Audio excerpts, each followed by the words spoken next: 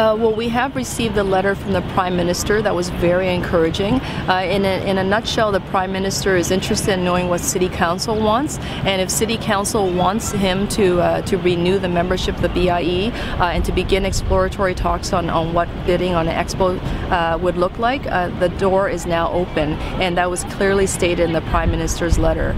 We also have now received confirmation, written report from 40 executives and CEOs of prominent Canadian companies that are willing to fund the next phase of study work to determine whether or not Expo 2025 is viable.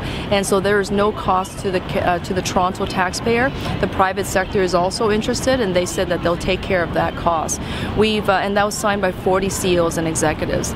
We've also received a letter signed by 25 prominent union, design, and infrastructure sector leaders who are also expressing their support for Expo 2025 should Toronto go ahead with the bid.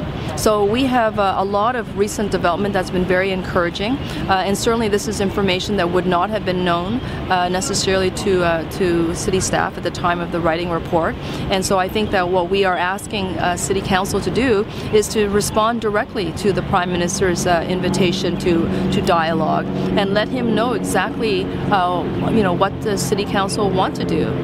You have now seen the stepping up of the private sector. Are they going to be left at the table by themselves while City Council decides that they're not going to support the next phase of Expo 2025 feasibility study?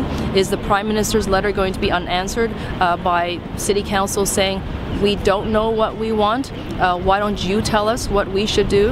And I don't think that's the right response when the Prime Minister is opening the door for you.